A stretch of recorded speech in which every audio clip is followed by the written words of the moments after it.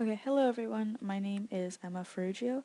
I am a senior in animal science, and today I will be discussing with you the prevalence and clinical importance of heart murmurs in racehorses.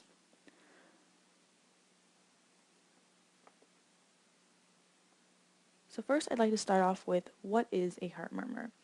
Basically, a heart murmur is just an extra sound that can be heard at a faint level during the heartbeat. These can occur in various locations throughout the heart, and they can be both innocent and abnormal. A innocent heart murmur is, just as it sounds, it's innocent, so at the moment it is not causing any health concerns in the horse. However, these can progress and turn into an abnormal heart murmur, in which case we would need to be concerned because in the abnormal heart murmurs opposite of the innocent heart murmur, these can actually affect the health of the horse, and activity levels would actually need to be limited in a horse with an abnormal heart murmur.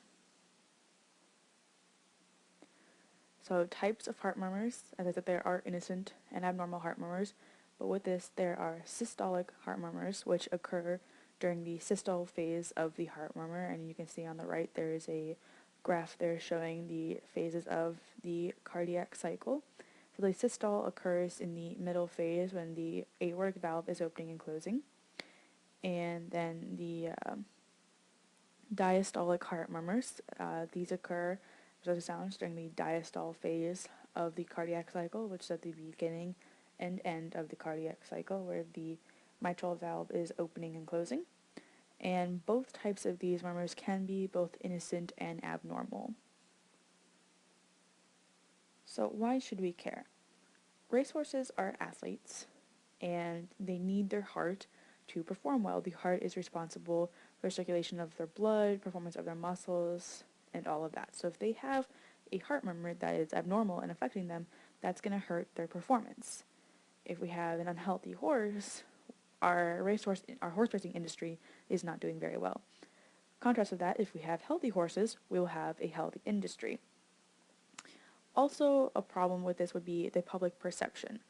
If the public sees unhealthy horses or that we have horses going down on the track because of heart problems or anything like that, that's not going to look very well very good in the public's eyes.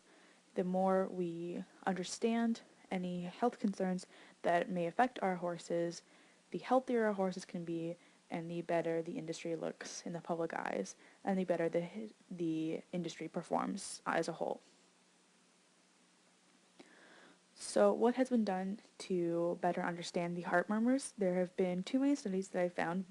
There was the first study in 2000 by Dr. Kriz that looked at what types of heart murmurs are affecting racehorses. And the second study was done in 2006 by Dr. Young that looked at the occurrence of heart murmurs and how this is affecting the horse performance. So the first study, as I said, was types of heart murmurs, and it was conducted by Dr. Cruz in the year 2000, and this looked at the types of heart murmurs occurring, systolic versus diastolic, and whether or not these were functional or innocent versus abnormal. They found that most of the heart murmurs were systolic heart murmurs, and then of this, the majority of those were actually functional heart murmurs, meaning that the horse's athletic performance was not actually being negatively impacted. This is actually pretty good for the industry at the moment because it's showing that although the heart murmurs were occurring, they did find a lot of heart murmurs. Most of them were not actually affecting the horse, so it's still able to perform at a normal level, hopefully, and not have its overall health impacted. And while they are functional at the moment, we do want to address the fact that they can still progress into abnormal heart murmurs, so these horses should still be monitored over their athletic careers. And then this chart here just shows the breakdown of what percentage of murmurs. You can see the systolic versus diastolic, and those numbers there are percentages, and it's the percentage of the murmurs that occurred, what they were, and then where they were in the heart. So the second study looked at occurrence of heart murmurs versus the performance of the racehorse, and this was conducted by Dr. Young in 2006, and they just aimed to find an association between the heart murmurs and how that affected the performance of the horse. They used a 9-point scale to grade the severity of the murmurs, and all of the horses that were graded in this were actually graded by the same person to eliminate any possible source of human error. In that, other great people in the study, other researchers, may grade a heart murmur differently than someone else. So by having the same person, it just eliminated that possible source of error. And as you can see, anything up to like a 3 was considered trivial, so not really that big of a deal. It's pretty functional. 4 through a 6 was more mild, so still not of much concern, but getting there. And then 6 through 8 was moderate. Yeah, we're starting to see some problems here. And then a 9 was severe. Yes, this is a problem.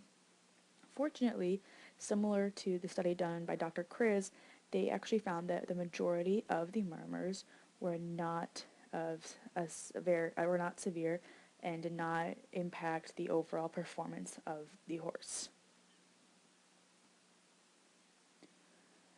So basically, these studies have found that yes, there are many heart murmurs occurring in the racehorse, but the types of murmurs occurring are mainly they found systolic heart murmurs, but better than that was that most of the murmurs were actually functional. So at the moment, they are not of actual much clinical importance to the racehorse industry. The only thing that we want to pay attention to is that these murmurs could eventually progress into abnormal heart murmurs, which would be of more clinical importance, and we would want to look at that more because that could negatively impact the health of our racehorses. Using the fact that right now they're not really affecting our horses, it would be a good opportunity to look into what is causing these murmurs to occur and hopefully get ahead of the problem before it becomes of clinical importance to once again maintain our healthy horses, our healthy industry, and also look better in the public eye that we are doing everything we can to ensure the health of our horses. So just thank you for your time.